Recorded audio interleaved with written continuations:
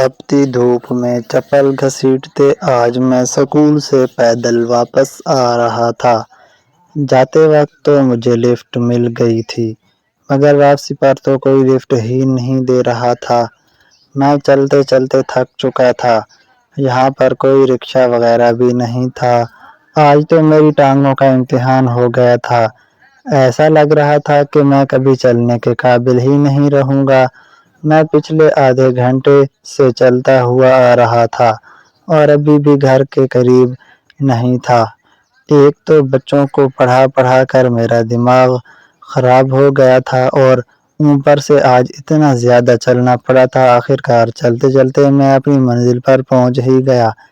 میں اپنے دروازے پر کھڑا دستک دے رہا تھا، نہ جانے کوئی کیوں دروازہ نہیں کھول رہا تھا۔ ایک تو میں تھکا ہوا تھا اور اوپر سے دروازہ نہ کھولنے کی وجہ سے مجھے بے تحاشا غصہ آنے لگا تھا۔ نہ جانے کیوں مجھے اتنا زیادہ غصہ آ رہا تھا، میں چڑچڑے پن کا شکار ہو رہا تھا۔ میں نے زور زور سے دروازہ بجایا تو اسی وقت کسی کے قدموں کی آہٹ محسوس ہوئی، جیسے کوئی دروازہ کھولنے کے لیے آ رہا ہو۔ میں جانتا تھا کہ وہ روبینہ ہی ہوگی، کیونکہ امی تو اتنی تیز تیز نہیں چل سکتی تھیں۔ روبینہ نے دروازہ کھولا تو میں کمرے کے اندر داخل ہو گیا۔ روبینہ تم کہاں تھی؟ میں کب سے دروازہ بجا رہا تھا، تمہیں ذرا ہوش نہیں ہے کہ بھائی تھکا ہوا آیا ہوگا، میں نے اسے ڈانٹتے ہوئے کہا۔ تو وہ مجھ سے نظریں چرانے لگی۔ تو ایک منٹ کے اندر ہی مجھے اندازہ ہو گیا کہ وہ مجھ سے کچھ چھپا رہی ہے۔ روبینہ کیا مسئلہ ہے؟ کیا تم مجھ سے کچھ چھپا رہی ہو؟ میں نے کہا تو وہ میری طرف دیکھنے لگی۔ کیا مطلب ہے بھیا؟ میں نے آپ سے کیا چھپانا ہے؟ میں کچھ نہیں چھپا رہی، اس نے پورے کانفیڈنس کے ساتھ کہا تھا، مگر پھر بھی مجھے اس کی آنکھوں میں جھوٹ بولتی ہوئی نظر آ رہی تھیں۔ روبینہ تمہیں پتہ ہے تمہیں آج تک جھوٹ بولنا نہیں آیا، اس لیے سچ سچ بتا دو کہ کیا مسئلہ ہے۔ اگر مجھے نہیں بتاؤ گی تو کس کو بتاؤ گی؟ میں نے کہا تو وہ مسکراتے ہوئے بولی کہ بھائی اگر کوئی مسئلہ ہو تو میں نے آپ کو ہی بتانا تھا، آپ کے علاوہ اور ہے کون جسے میں اپنی مشکلات بتاؤں؟ فی الحال کوئی مسئلہ نہیں ہے، آپ چلیں، میں آپ کے لیے چائے بناتی ہوں۔ یہ کہتے ساتھ ہی وہ کچن کی طرف چل دی اور میں نے بھی کمرے کی راہ لی۔ میں اپنے کمرے میں آ گیا تھا کیونکہ میری حالت خراب تھی۔ باقی نارمل دنوں میں تو میں سب سے پہلے امی کے کمرے میں جا کر ان کی خیریت معلوم کرتا تھا۔ میں نے کپڑے وغیرہ بھی چینج نہیں کیے تھے، ایسے ہی بستر پر دراز ہو گیا تھا۔ میری تھکاوٹ کسی طور پر دور نہیں ہو رہی تھی۔ میں سیدھا لیٹا ہوا تھا اور ایک بازو سر کے نیچے دیے سوچ رہا تھا کہ آخر روبینہ مجھ سے کیا چھپا رہی ہوگی۔ لیکن پھر میں نے سوچا کہ یہ میرا وہم ہی ہے، آخر وہ کیوں مجھ سے کچھ چھپائے گی؟ ہم دونوں بہن بھائی ہمیشہ ایک دوسرے سے باہر ہر بات شیئر کرتے تھے اور میں جانتا تھا کہ وہ کبھی مجھ سے کچھ بھی نہیں چھپاتی۔ ابھی بھی میں یہی سوچ رہا تھا کہ وہ چائے لے کر میرے کمرے میں آ گئی۔ اس کے ہاتھ کی چائے مجھے بڑا ہی فریش کر دیتی تھی اور آج بھی ایسا ہی ہوا۔ چائے پینے کے بعد میں امی کے کمرے میں پہنچ گیا۔ صبح بھی میں انہیں ملے بغیر گیا تھا کیونکہ صبح صبح مجھے بہت زیادہ دیر ہو رہی تھی اور اب بھی میں کب سے آیا ہوا تھا، لیکن امی کے پاس نہیں گیا تھا۔ وہ لیٹی ہوئی تھیں مگر ان کی آنکھیں کھلی ہوئی تھیں۔ امی کیسی طبیعت ہے آپ کی؟ آپ کی ٹانگوں میں درد تو نہیں؟ رات کو امی ٹانگوں میں درد کی شکایت کر رہی تھیں اور میں نے امی کو ٹیبلٹ بھی کھلا دی تھی۔ میری بات سن کر امی مسکراتے ہوئے بولی کہ بیٹا میری طبیعت بالکل ٹھیک ہے، تم سناؤ؟ روبینہ کہہ رہی تھی کہ آج پیدل ہی واپسی آئے ہو، بیٹا تم تو چل چل کے تھک گئے ہوگے، تمہارا سکول تو بہت دور ہے۔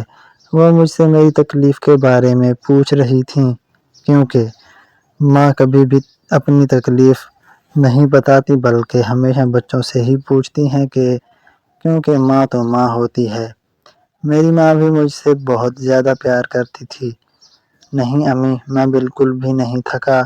امی خاموش ہو گئی تھیں، انہوں نے آگے سے کوئی بھی سوال جواب نہیں کیا تھا۔ امی آپ سے ایک بات کہوں؟ میں نے کہا تو امی میری طرف دیکھنے لگیں۔ ہاں بیٹا بولو کیا بات ہے؟ امی میں چاہتا ہوں کہ میں وقت نکال کر سیالکوٹ چلا جاؤں اور ماموں لوگوں کو بتاؤں کہ آپ کی طبیعت کتنی زیادہ خراب ہے۔ جیسے میں نے کہا تو امی تیز ہنسی کر کہنے لگیں کہ نہیں بیٹا، وہاں نہ جاؤ، وہاں جا کر تمہیں کچھ حاصل نہیں ہوگا سوائے بے عزتی کے۔ ان لوگوں کا خون سفید ہو گیا ہے کیونکہ میں نے ایک جرم کیا تھا اور جرم کی سزا مجھے اس طرح سے دے رہے ہیں کہ ساری فیملی نے میرا بائیکاٹ کر دیا ہے۔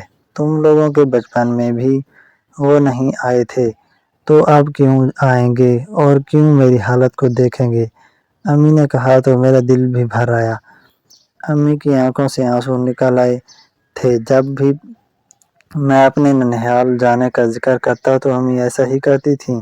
آج تک میں نے اپنے ننیھال میں قدم بھی نہیں رکھا تھا، بس ان کی تصویریں دیکھی تھیں جو امی کے پاس موجود تھیں۔ امی، آپ کو ایسا لگتا ہے کہ اب تک انہوں نے آپ کو معاف نہیں کیا ہوگا، حالانکہ آپ کی کوئی غلطی بھی نہیں تھی۔ میں چاہتا ہوں کہ ہم ان سے ملیں، ان سے ملاقات کریں، انہیں بتائیں کہ ہم اکیلے رہ کر کتنی تکلیف میں ہیں۔ میں بولے جا رہا تھا مگر امی مسلسل نفی میں سر ہلا رہی تھیں۔ اسی دوران روبینہ بھی وہیں پر آ گئیں اور میری بات سن کر کہنے لگیں کہ بھائی، آپ بالکل ٹھیک کہہ رہے ہیں، ہمیں ان سے تعلقات بڑھانے چاہیے، آخر ہماری ان سے رشتہ داری ہے۔ ان کے علاوہ تو ہم اس دنیا میں کسی کو نہیں جانتے تو انہیں بھی نہیں، لیکن جانتے۔ روبینہ کے انداز سے لگ رہا تھا کہ جیسے وہ بھی یہی چاہتی ہو، لیکن اس کی آنکھیں کچھ اور کہہ رہی تھیں۔ اب بھی مجھے یہی لگ رہا تھا کہ جیسے وہ مجھ سے کچھ چھپا رہی ہے۔ تم دونوں خاموش ہو جاؤ، یہ کبھی نہیں ہو سکتا، اور جاؤ میرے کمرے سے، میرا دماغ خراب مت کرو۔ امی غصے میں آ گئی تھیں، ان کی آنکھوں میں آنسو اور چہرے پر غصہ تھا۔ روبینہ اور میں کمرے سے باہر نکل آئے تھے۔ ہم دونوں صحن میں بیٹھے اب اسی بارے میں بات کرنے لگے تھے۔ روبینہ، ویسے ماموں لوگوں کا خون سفید ہو گیا ہے، آخر امی نے ایسا ہی کیا قصور کیا ہے کہ انہوں نے امی کو خاندان سے علیحدہ کر دیا اور آج تک خبر بھی نہیں لی؟ یہ تو ہماری قسمت اچھی ہے کہ مجھے نوکری مل گئی ہے، ورنہ تو ہمارے گھر میں فاقے ہو جاتے ہیں۔ روبینہ میری باتوں کا جواب نہیں دے رہی تھی، بس چپ چاپ سن رہی تھی۔ روبینہ، مجھے لگ رہا ہے کہ تم مجھ سے کچھ چھپا رہی ہو۔ اگر تم مجھے بتانا نہیں چاہتی تو یہ الگ بات ہے، لیکن میں تم سے یہ ضرور کہوں گا کہ میں ہمیشہ تمہارے لیے موجود ہوں۔ جب کبھی تمہیں میری ضرورت پڑے تو تم بس مجھے آواز دینا، میں تمہارے پاس آ جاؤں گا۔ بابا تو میں نہیں، امی، اور تمہاری ذمہ داری مجھ پر ہی ہے، اور میں نہیں چاہتا کہ تم کسی تکلیف سے بالکل تنہا گزرو۔ مجھے اس کی آنکھوں میں ایک درد اور چبھن دکھائی دے رہی تھی۔ میری اس بات پر وہ مسکراتے ہوئے بولی کہ ٹھیک ہے بھیا، اگر کوئی بات ہوئی تو میں آپ کو ضرور بتاؤں گی۔ یہ کہتے ہوئے ساتھ ہی وہ نظر چرا کر کچن کی طرف چلی گئی اور میں گھر سے باہر نکل گیا۔ میں سوچ رہا تھا کہ آج صوبیہ نے کوئی رابطہ نہیں کیا۔ پہلے تو کوئی بھی دن ایسا نہیں گزرا تھا کہ اس نے مجھ سے کوئی رابطہ نہ کیا ہو، بھلے ہی وہ چھٹیاں گزارنے کے لیے اپنے گھر گئی ہوئی تھیں، لیکن پھر بھی موبائل تو تھا اس کے پاس۔ ابھی میں یہی سوچ رہا تھا کہ اچانک سے موبائل پر میسج کی بیپ ہوئی۔ میں نے موبائل جیب سے نکال کر میسج دیکھا تو وہ صوبیہ کا ہی تھا، جو کہہ رہی تھی کہ میں اپنا موبائل بند کر رہی ہوں، یہاں پر کسی کو بھی معلوم نہیں ہے کہ میرے پاس موبائل ہے۔ جب میں ہاسٹل جاؤں گی تو پھر ہی آپ سے بات کروں گی۔ بس اس کا ایک ہی میسج آیا تھا، اس کے بعد بھی میں نے میسج کیا مگر وہ سین نہیں ہوا۔ اس کا یہی مطلب تھا کہ وہ اپنا موبائل بند کر چکی ہے۔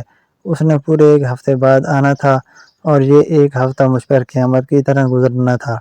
ہم دونوں 1 سال سے ریلیشن شپ میں تھے، مگر ابھی تک ہم دونوں اتنا آگے نہیں بڑھے تھے کہ ہم دونوں رشتے کی بات چلاتے۔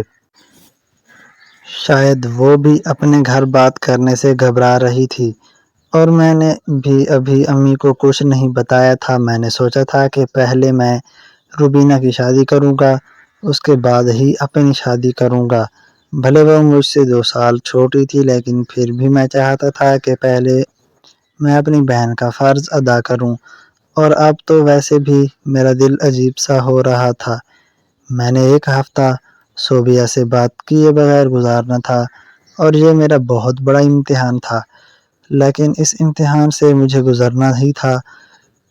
وقت گزرتا جا رہا تھا، اور پھر رات کو کھانا کھانے کے بعد میں اور روبینہ امی کے کمرے میں بیٹھے پھر سے یہی ضد باندھے بیٹھے تھے کہ ہمیں 25 سال پرانی ساری باتیں بتائیں، اور امی کہہ رہی تھی کہ میرا بولنے کو بالکل بھی دل نہیں چاہ رہا تھا۔ میں تھکی ہوئی ہوں، مجھے نیند آ رہی ہے، تم لوگ مجھے سونے کیوں نہیں دے رہے؟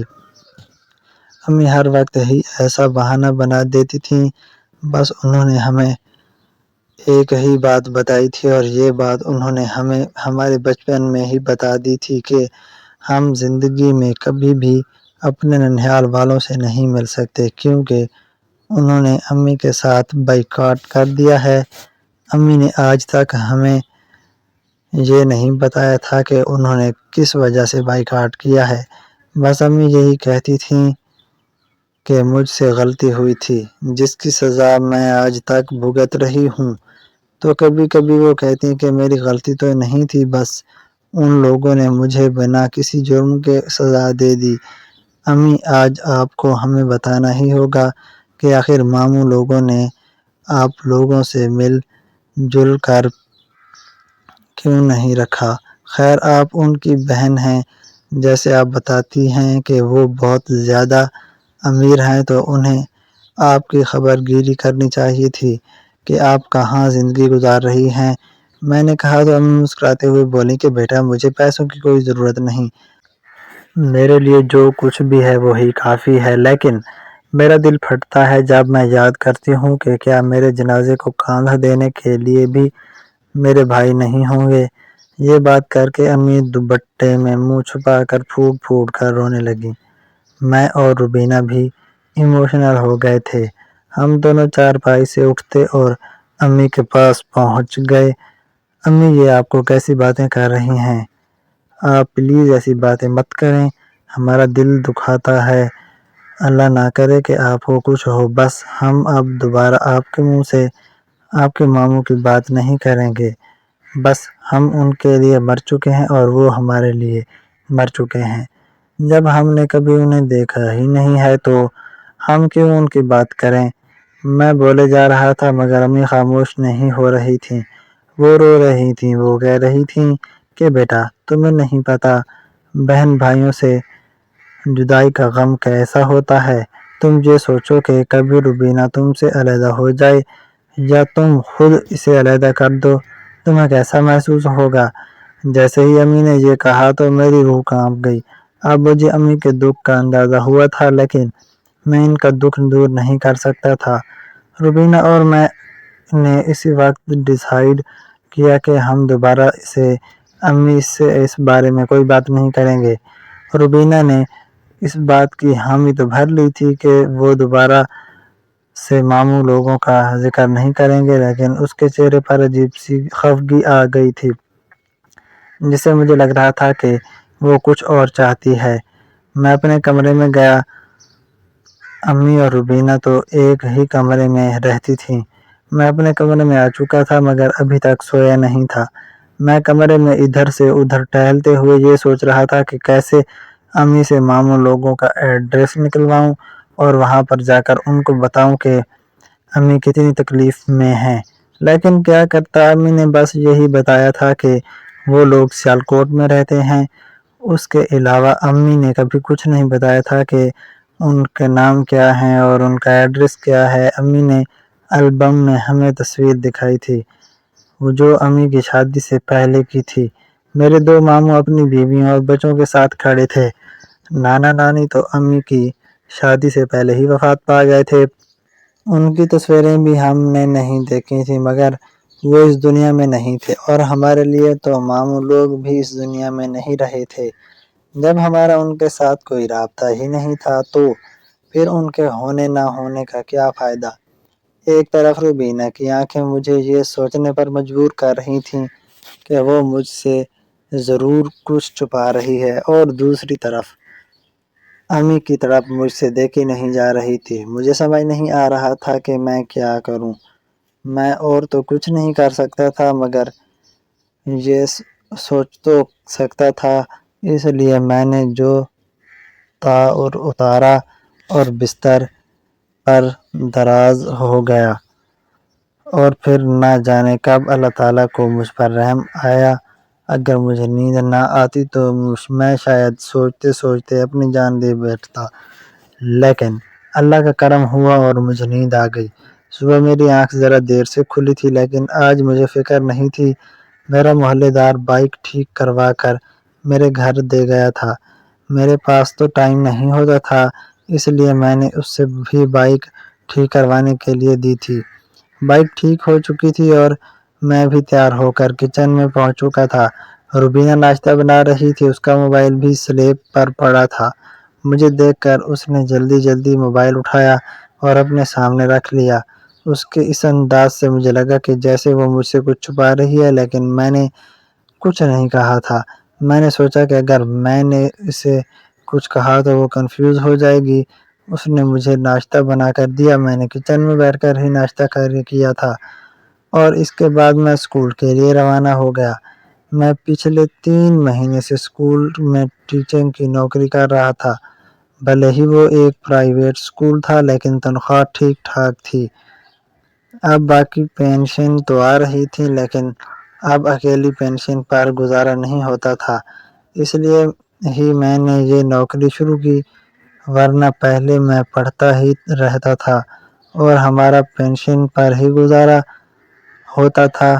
ابا ریٹائرڈ ریلوے ماسٹر تھے اور ان کے جانے کے بعد بھی ان کی پینشن ہمیں مل رہی تھی۔ یوں کہہ لیں کہ مرنے کے بعد بھی وہ ہماری کفالت کر رہے تھے۔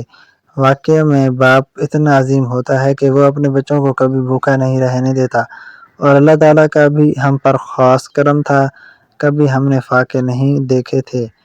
ہمیشہ ہمیں ہر چیز مل گئی تھی، بھلے ہی تھوڑی، لیکن ہم کبھی خالی پیٹ نہیں سوئے تھے۔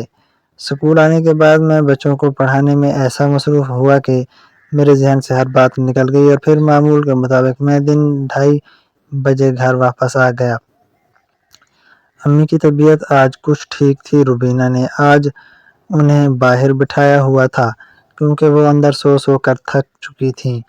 امی کی طبیعت دیکھ کر میرا دل باغ باغ ہو گیا۔ امی اب کیسا محسوس کر رہی ہیں آپ؟ میں نے کہا تو وہ مسکراتے ہوئے بولی کہ بیٹا، اللہ تمہیں سلامت رکھے۔ جو دوائیں تم لائے تھے اس سے مجھے بڑا فائدہ ہو رہا ہے۔ لگ رہا ہے کہ آہستہ آہستہ گھٹنوں کا سارا درد دور ہو جائے گا۔ آج بھی میں تھوڑا بہت خود چل کر آئی ہوں۔ روبینہ نے سہارا بھی نہیں دیا۔ امی کی بات سن کر میں واقعی بہت زیادہ خوش ہو گیا۔ روبینہ بھی خوش ہو رہی تھی، مگر اس کی آنکھوں میں وہی خالی پان تھا جو کچھ دنوں سے دکھائی دے رہا تھا۔ اور پھر وقت یوں ہی گزرتا گیا۔ پورے 1 ہفتے بعد صوبیہ کا میسج آیا تو میں خوشی سے پاگل ہو گیا۔ وہ لاہور آ چکی تھی اور اب ہاسٹل میں موجود تھی۔ وہ مجھ سے کہہ رہی تھی کہ میں اس سے ملنے کے لیے آؤں، لیکن شام ہونے والی تھی، اس لیے میں نے کہا کہ آج نہیں کل ملتے ہیں، تو اس بات پر وہ ناراض ہو گئی۔ وہ بڑی ہی موڈی تھی۔ اس کی ناراضگی میں ہمیشہ دور کر آ رہا تھا اور میں جانتا تھا کہ اسے کس طرح منانا ہے۔ میں نے اسے میسج کر دیا تھا کہ کل اتوار کا دن ہے، ہم کل ملیں گے۔ آج شام ہو گئی ہے، میں بالکل بھی نہیں آ سکتا، اور میں ویسے بھی رات کو نہیں نکلتا کیونکہ امی اور روبینہ گھر پر اکیلی ہو جاتی تھیں۔ کھانا وغیرہ کھانے کے بعد میں اپنے کمرے میں آ گیا اور صوبیہ کو کال ملانے لگا، مگر وہ میری کال ریسیو نہیں کر رہی تھی۔ اس کے اس انداز پر مجھے ہنسی آ گئی اور مجھے وہ بات یاد آ گئی جب ایک مرتبہ یونیورسٹی میں وہ مجھ سے ناراض ہو گئی تھی اور 2 دن تک اس نے میری کال ریسیو نہیں کی تھی۔ اور یونیورسٹی سے بھی چھٹی کر لی تھی۔ اس وقت میں اس کے لیے پاگل ہو گیا تھا اور اس کے ہاسٹل پہنچ گیا تھا، اور پھر بڑی مشکل سے میری اس سے ملاقات ہو پائی تھی، مگر اب تو نہ ہی میں یونیورسٹی جا سکتا تھا اور نہ ہی اس کے ہاسٹل، کیونکہ اس ہاسٹل میں پابندیاں بڑھ چکی تھیں، اور یونیورسٹی میں جا کر میں نے کیا کرنا تھا؟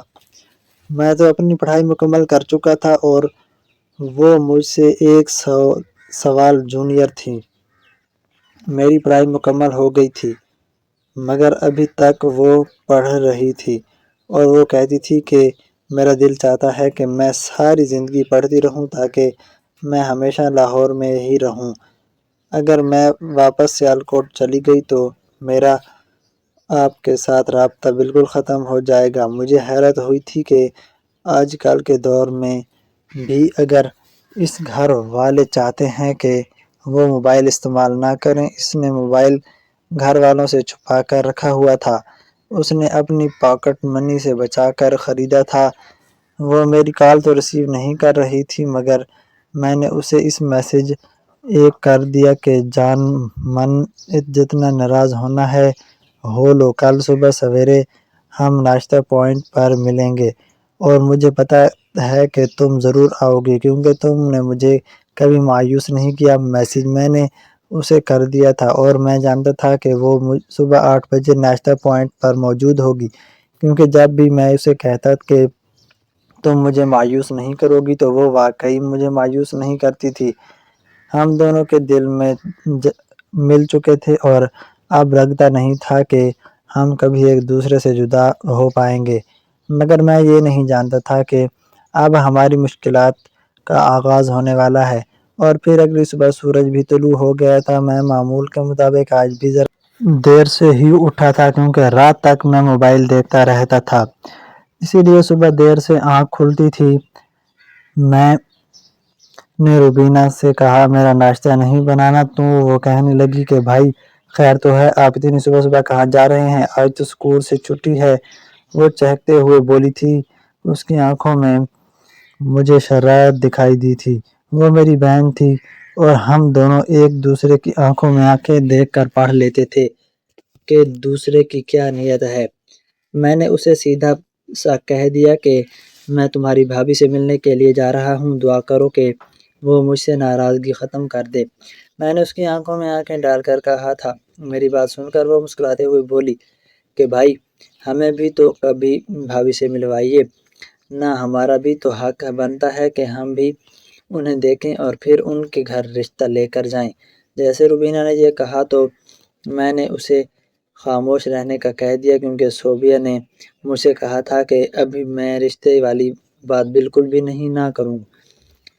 اس کے گھر میں کچھ مسئلہ چل رہے تھے اور وہ ابھی اپنے گھر پر رشتے والی بات نہیں کر سکتی تھی۔ روبینہ آئندہ رشتے والی بات مت کرنا، اگر امی نے سن لیا تو وہ پیچھے پڑ جائیں گی کہ میں انہیں لڑکی کے گھر لے جاؤں، لیکن ابھی میں ایسا نہیں کر سکتا، جب وقت آئے گا تو دیکھا جائے گا۔ یہ کہہ کر میں موٹر سائیکل پر گھر سے باہر نکل گیا۔ جیسے ہی میں ناشتے پوائنٹ پر پہنچا تو وہاں پر صوبیہ نہیں تھی تو میری ساری امیدوں پر پانی پھر گیا۔ میں 8:30 بجے پہنچا تھا، حالانکہ ہماری کمٹمنٹ 8 بجے کی ہوئی تھی، مگر اب بھی وہ نہیں آئی تھی۔ میں ایک ٹیبل پر بیٹھ گیا، یہ وہی ٹیبل تھی جہاں پر ہم ہمیشہ بیٹھا کرتے تھے، مگر آج میں وہاں پر اکیلا بیٹھا تھا۔ مجھے فکر ہو رہی تھی کہ نہ جانے وہ اب تک کیوں نہیں آئی، کیا وہ اب تک مجھ سے ناراض ہے؟ مگر ساری حقیقت اس وقت کھلی جب اس کا میسج آیا کہ میں نہیں آ سکتی، میرے بھائی مجھے لینے کے لیے آ گئے ہیں، ابا کی طبیعت ٹھیک نہیں ہے اور میں ان کے ساتھ سیالکوٹ واپس جا رہی ہوں، اور معمول کے مطابق میرا موبائل بند ہوگا۔ اس کا میسج دیکھ کر میں دل برداشتہ ہو کر گھر واپس آ گیا اور روبینہ سے کہا کہ میرا ناشتہ بنا دو، تو وہ بھی گھبرا گئی، کہنے لگی کہ بھائی کیا ہوا، کیا بھابھی اب تک ناراض ہیں؟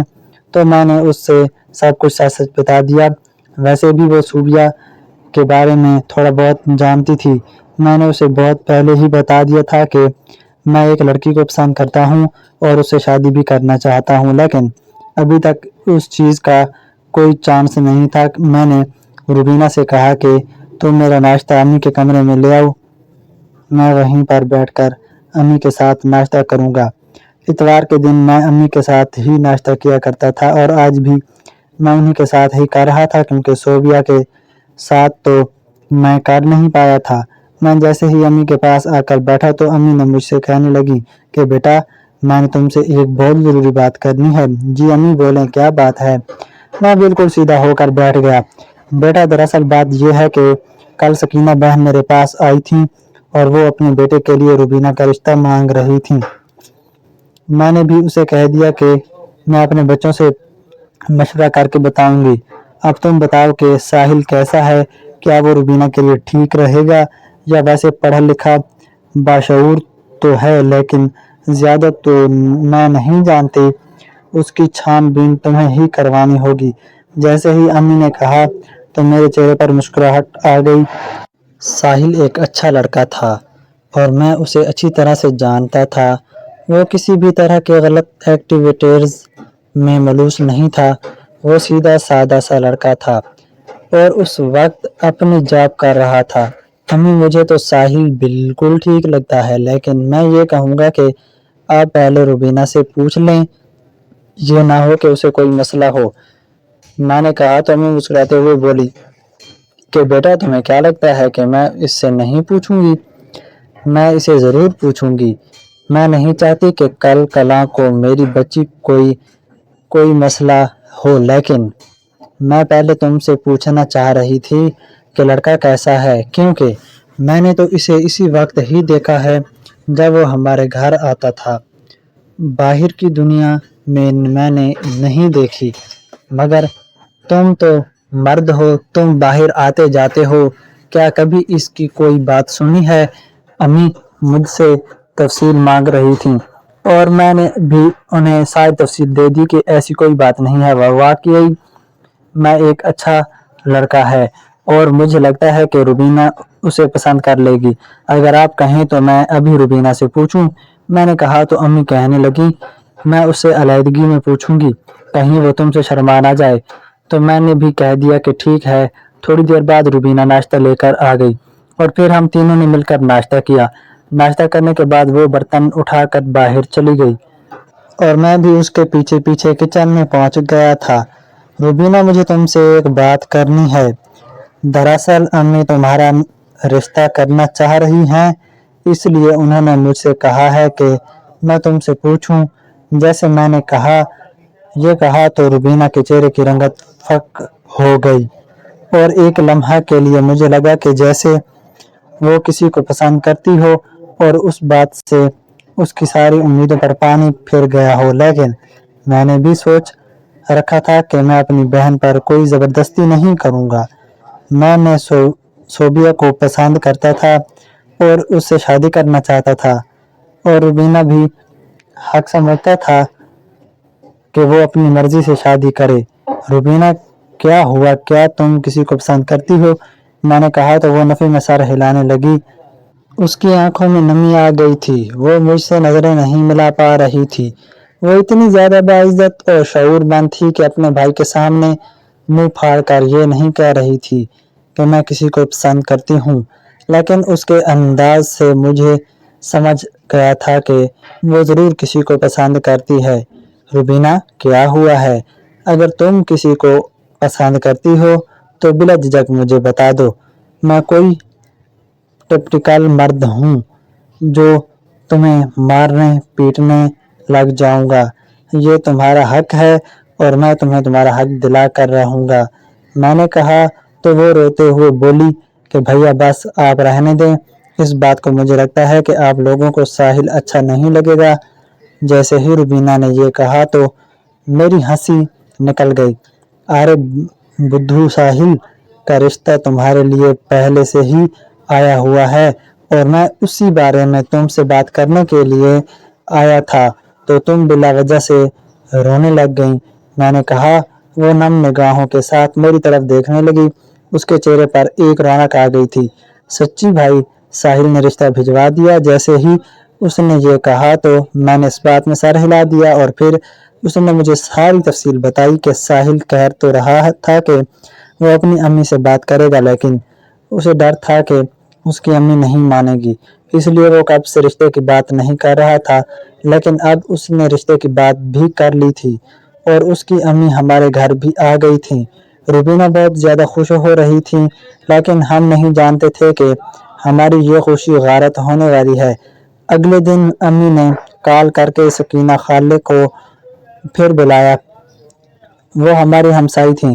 امی کے کال کرنے پر دوڑی چلی آئی تھیں۔ امی نے آج مجھے بھی اسکول سے چھٹی کروا لی تھی۔ سکینہ خالہ اور امی کمرے میں موجود تھیں اور میں کمرے کے باہر چارپائی پر بیٹھا دروازے کے ساتھ کان لگائے ہوئے تھا۔ دروازہ آدھا بند تھا مگر پھر بھی آوازیں باہر آ رہی تھیں۔ روبینہ کچن میں لگی ہوئی تھی، وہ ان کے لیے کچھ اچھا سا بنا رہی تھی۔ جیسے ہی روبینہ چائے اور دوسرے لوازمات لے کر اس طرف آنے لگی تو میں نے اس کے ہاتھ سے وہ سارا سامان لے لیا اور اسے کہا کہ تم کمرے کے اندر چلی جاؤ، اس طرح اچھا نہیں لگتا۔ وہ حیران ہوئی مگر میرے کہنے پر وہ چلی گئی۔ میں نہیں چاہتا کہ وہ سب باتیں سنے جو خالہ سکینہ اور امی کر رہی تھیں۔ میں سارا دن سامان لے کر اندر گیا تھا اور ایک کونے میں چارپائی پر بیٹھ گیا۔ میں موبائل استعمال کرنے لگا تھا۔ میں ایسے ظاہر کر رہا تھا جیسے میں ان کی باتیں نہیں سن رہا، مگر میں سب کچھ سن رہا تھا۔ امی کو کوئی مسئلہ نہیں تھا۔ وہ مسکرائے جا رہی تھی مگر مجھے بڑے مسئلے تھے اور اسے روبینہ کو بھی مسئلہ ہو سکتا تھا، کیونکہ خالہ سکینہ نے اب یہ شرط رکھ دی تھی کہ وہ ایک ہی شرط پر روبینہ کا رشتہ لیں گی کہ امی بھی ان کی بڑی بیٹی کو اپنی بہو بنائیں، جو مجھ سے پورے 5-6 سال بڑی تھی اور بچپن سے میں اسے آپا کہتا تھا، بلکہ سارے محلے کے لڑکے ہی اسے آپا کہتے تھے۔ مجھے بڑا ہونے پر کوئی اعتراض نہیں تھا مگر میں تو صوبیہ کو پسند کرتا تھا۔ امی اس سے کہہ رہی تھی کہ میں تمہیں بعد میں جواب دوں گا، لیکن خالہ سکینہ نے اپنا جواب ابھی سے دے دیا تھا کہ اگر تم نے میری نائلہ کو نہ لیا تو پھر مجھ سے کوئی امید نہ رکھنا۔ خالہ سکینہ عجیب طبیعت کی مالک تھیں، جو چائے پیے بغیر اب ہمارے گھر سے جا چکی تھیں۔ ان کے جاتے ہی میں نے امی سے کہہ دیا کہ امی مجھے یہ رشتہ منظور نہیں ہے۔ امی مجھ سے پوچھ رہی تھی کہ بیٹا کیا ہوا ہے؟ نائلہ اچھی لڑکی ہے، پڑھی لکھی ہے اور بینک میں نوکری کر رہی ہے، تو پھر تمہیں کیا اعتراض ہے؟ عمر کا کیا ہے، وہ تم سے 5-6 سال بڑی ہے تو اس میں کوئی قباحت نہیں ہے۔ امی سمجھ رہی تھیں کہ مجھے عمر سے مسئلہ ہے مگر مجھے عمر سے کوئی مسئلہ نہیں تھا۔ میں ایسی دقیانوسی سوچ نہیں رکھتا تھا، مگر میں امی کو کیسے بتاتا کہ کو پسند کرتا ہوں، کیونکہ صوبیہ ابھی اپنے گھر نہیں بتا سکتی تھی۔ میں نے بس امی سے یہی کہہ دیا کہ میں ابھی صوبیہ سے شادی نہیں کرنا چاہتا اور وٹے سٹے کا تو میں بالکل بھی قائل نہیں ہوں۔ اگر وہ لوگ روبینہ کو لینا چاہتے ہیں تو ٹھیک، ورنہ یہ بات یہیں پر ختم۔ میں نے 2 ٹوک انداز میں امی سے کہہ دیا تھا اور امی مجھ سے ناراض ہو رہی تھیں کہ تم مجھے ساری بات نہیں بتا رہے۔ میں نے ان سے کہا کہ امی میں آپ کو ابھی ساری بات بتا بھی نہیں سکتا، آپ کو تھوڑا صبر رکھنا ہوگا۔ میں کمرے سے باہر نکل آیا۔ روبینہ باہر کھڑی رو رہی تھی۔ اس نے ساری باتیں سن لی تھیں۔ وہ کہہ رہی تھی کہ مجھے یہی ڈر تھا کہ خالہ سکینہ ضرور کوئی نہ کوئی مسئلہ کھڑا کریں گی۔ میں ابھی ساحل کو کال کر کے کہتی ہوں کہ یہ اس کی امی نے کیا کیا ہے۔ پہلے تو انہوں نے یہ بات نہیں کی تھی، تو اب یہ بات کہاں سے آ گئی؟ روبینہ بہت زیادہ غصہ کر رہی تھیں۔ میں نے اسے کہا کہ تم ساحل سے بالکل بھی ابھی بات مت کرنا، تم غصے میں ہو، اگر وہ بھی غصے میں آ گیا تو تم دونوں کا جھگڑا ہو جائے گا اور بات یہیں پر خراب ہو جائے گی۔ ایسے معاملات آرام سے حل کیے جاتے ہیں۔ کچھ دن تم خاموش ہو جاؤ، اس کے بعد دیکھتے ہیں کہ کیا کرنا ہے۔ میں اپنے کمرے میں آیا اور صوبیہ کو کال ملانے لگا، مگر اس کا نمبر ابھی تک بند جا رہا تھا، جس کا یہی مطلب تھا کہ وہ ابھی تک سیالکوٹ سے واپس نہیں آئی۔ 3-4 دن تو یوں ہی گزر گئے۔ روبینہ ٹینشن میں تھی اور ساتھ میں بھی، اور امی ہم دونوں سے ناراض تھیں کہ تم لوگ یہ وٹے سٹے کا رشتہ کیوں نہیں کرنا چاہتے، اور ہم انہیں خاموشی کروا کر تھک چکے تھے۔ اور پھر جب صوبیہ لاہور واپس آئی تو ہم دونوں نے ملاقات کا ڈیسائیڈ کیا۔ آج دوپہر میں ہم نے ایک ریسٹورنٹ میں ملنا تھا۔ میں نے اسکول سے جلدی چھٹی لے لی تھی۔ میں 1 بجے گھر آ گیا تھا اور پھر تیار ہو کر پورے 2 بجے ریسٹورنٹ پہنچ گیا جہاں پر صوبیہ پہلے سے موجود تھی۔ مجھے دیکھنے کر کہنے لگی کہ آپ تو بہت زیادہ کمزور ہو گئے ہیں۔ اس کی بات پر میں مسکراتے ہوئے بولا کہ اتنے دن بعد دیکھ رہی ہو اس لیے ایسا محسوس ہو رہا ہوگا۔ میں تو بالکل ٹھیک ہوں۔ ابھی ہمارے درمیان زیادہ بات چیت نہیں ہوئی تھی کہ میرے موبائل پر روبینہ کی کال آنے لگی۔ میں نے کال نہیں اٹھائی تھی کیونکہ ہم بہت ہی سیریس بات کر رہے تھے۔ میں نے کال کٹ کر دی تھی۔ کال کٹ کرنے کے بعد میرے موبائل کا وال پیپر شو ہوا جسے دیکھ کر صوبیہ کے چہرے کی رنگت اڑ گئی۔ مجھے ایسا لگا تھا کہ جیسے اسے میرے وال پیپر سے کوئی مسئلہ ہو۔ کیا ہوا صوبیہ، کیا کوئی بات ہے؟ میں نے کہا تو وہ پوچھنے لگی کہ یہ سب لوگ کون ہیں؟ تو میں نے کہہ دیا کہ یہ میرے ننیھال والے ہیں۔ ان میں امی بھی موجود تھیں۔ میں نے صوبیہ کو امی کی تصویر دکھائی تو کہنے لگیں کہ اچھا یہ تمہاری امی ہیں۔ ہم تو اس وقت پیدا نہیں ہوئے تھے، امی کی شادی بھی نہیں ہوئی تھی، اس لیے اس تصویر میں اور روبینہ موجود نہیں تھے، مگر ماموں ممانی، ان کے بچے اور امی کے مسکراتے چہروں کے ساتھ اس تصویر میں موجود تھے۔ صوبیہ کیا ہوا، کیا بات ہے؟ میں نے کہا تو وہ نفی میں سر ہلانے لگی اور کہنے لگی کہ میرے سر میں درد ہو رہا ہے، چائے کا آرڈر دے دیں۔ میں نے اسی وقت ہی چائے کا آرڈر دیا اور ہم مزید بات چیت کرنے لگے۔ میں نہیں جانتا تھا کہ وہ کتنا بڑا راز اپنے اندر دفن کیے بیٹھی ہے۔ میرے موبائل کا وال پیپر دیکھنے کے بعد اس نے زیادہ بات چیت نہیں کی تھی۔ وہ لیے دیے انداز میں بیٹھی تھی اور پھر چائے پینے کے بعد وہ بڑی جلدی ہی وہاں سے چلی گئی تھی۔ کہہ رہی تھی کہ میری کوئی کلاس ہے، حالانکہ یونیورسٹی ٹائمنگ ختم ہو چکی تھی۔ نہ جانے اسے کیا ہوا تھا۔ میں ایک عجیب الجھن میں آ گیا تھا۔ ایک طرف روبینہ گھر پر اداس پریشان بیٹھی تھی اور دوسری طرف امی ہم سے ناراض رہتی تھیں، اور اب صوبیہ بھی بنا کچھ بتائے چلی گئی تھی۔ مجھے کچھ سمجھ نہیں آ رہی تھی کہ میں کیا کروں۔ میں تو 3 خواتین میں پھنس کر رہ گیا تھا۔ مجھے ابا کی یاد آتی تھی۔ اگر ابا آج موجود ہوتے تو ہمیں ان مشکلات سے نہ گزرنا پڑتا اور نہ ہی میں اکیلا ہر چیز فیس کر رہا ہوتا۔ میں گھر پہنچا تو روبینہ نے رو رو کر اپنا برا حال کیا ہوا تھا۔ میرے پوچھنے پر کہنے لگی کہ ساحل نے کہا ہے کہ میں اپنی امی کے خلاف نہیں جا سکتا۔ میں نے اس سے کہا کہ تم رو کیوں رہی ہو؟ وہ ٹھیک ہی کہہ رہا ہے، کسی بھی بیٹے کو اپنی ماں کے خلاف نہیں جانا چاہیے۔ کیا تم چاہتی ہو کہ وہ اپنی ماں کے خلاف جا کر تم سے شادی کر لے؟ جیسے ہی میں نے یہ کہا تو وہ نفی میں سر ہلانے لگی۔ نہیں بھائی، میں یہ نہیں چاہتی، مگر ساحل کو بھی تو سمجھنا چاہیے، اور سکینہ خالہ کو نہیں سمجھ آ رہی آخر وہ اپنی بیٹی کی شادی کسی اور سے کیوں نہیں کر دیتی؟ آپ کو کیوں بلی کا بکرا بنا رہی ہیں؟ روبینہ میری وجہ سے بھی پریشان تھی۔ وہ نہیں چاہتی تھی کہ میں زبردستی خالہ سکینہ کی بڑی بیٹی نائلہ سے شادی کروں، اور وہ یہ بھی جانتی تھی کہ میں تو صوبیہ کو پسند کرتا ہوں، تو پھر کیسے مجھ سے کہہ سکتی تھی کہ میں مان جاؤں؟ لیکن میں جانتا کہ وہ دل ہی دل میں یہ چاہتی ہوگی کہ میں سارے مسئلے ختم کر دوں۔ میں نے روبینہ کا ہاتھ تھاما اور اسے کہا کہ اگر تم چاہتی ہو تو میں تمہارے لیے قربانی دینے کے لیے تیار ہوں۔ میں جانتا تھا وہ نہیں کہے گی، بس میں اس کے منہ سے سننا چاہتا تھا کہ مجھے کچھ تسلی ہو جائے کہ میری بہن مجھ سے ناراض نہیں ہے۔ میں نے کہا تو وہ نفی میں سر ہلانے لگی۔ نہیں بھیا، میری وجہ سے کبھی بھی آپ صوبیہ بھابی کو مت چھوڑیے گا۔ میرا کیا ہے، اگر میرے نصیب میں ساحل کا ساتھ لکھا ہوگا تو تو مجھے مل جائے گا۔ اللہ سکینہ خالہ کو ہدایت دے گا، سب کچھ ٹھیک ہو جائے گا۔ وہ مجھے تسلی دینے لگی تھیں۔ امی کی آوازیں آ رہی تھیں، وہ ہم دونوں کو کمرے میں بلا رہی تھیں۔ امی کے بلانے پر ہم دونوں اندر چلے گئے تھے۔ گھنٹوں کے درد کی شکایت کر رہی تھی۔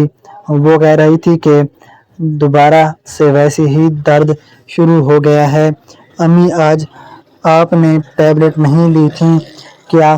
میں نے کہا تو نفی میں سر ہلانے لگی اور کہنے لگی کہ ٹیبلٹ تو میں نے پچھلے 3 دن سے نہیں لی کیونکہ ٹیبلٹس ختم ہو گئی تھیں۔ امی کی بات سن کر مجھے غصہ آ گیا، آخر انہوں نے مجھے کیوں نہیں بتایا؟ امی آپ بھی کمال کرتی ہیں، میں نے آپ سے کہا تھا نا کہ وہ ٹیبلٹ نہیں چھوڑنی۔ ڈاکٹر نے کہا تھا کہ تقریباً 2 مہینے متواتر آپ نے وہ گولیاں استعمال کرنی ہیں۔ آپ آرام کریں، میں ابھی دوائی لے کر آتا ہوں۔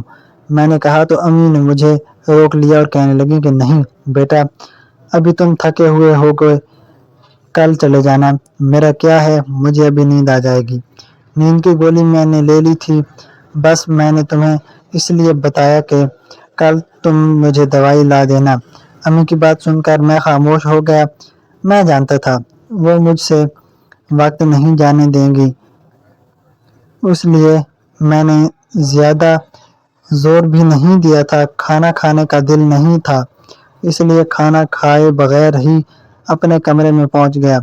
میں نے سوچا کہ صوبیہ سے بات کرتا ہوں۔ میں نے اس کا نمبر ملایا تو اس نے کال ریسیو کر لی مگر زیادہ بات چیت نہیں کر رہی تھی۔ صوبیہ کیا مسئلہ ہے تمہارے ساتھ؟ آخر تم مجھے بتا کیوں نہیں دیتی؟ مجھے لگ رہا ہے کہ تم مجھ سے کچھ چھپا رہی ہو۔ اگر کوئی مسئلہ ہے تو مجھے بتاؤ، مجھے پریشانی ہو رہی ہے۔ میں نے کہا تو اس کے رونے کی آواز میرے موبائل کے سپیکر پر ابھری۔ صوبیہ کیا ہوا ہے، تم رو کیوں رہی ہو؟ پلیز مجھے بتاؤ ورنہ میں ابھی تمہارے اس ہاسٹل آ رہا ہوں۔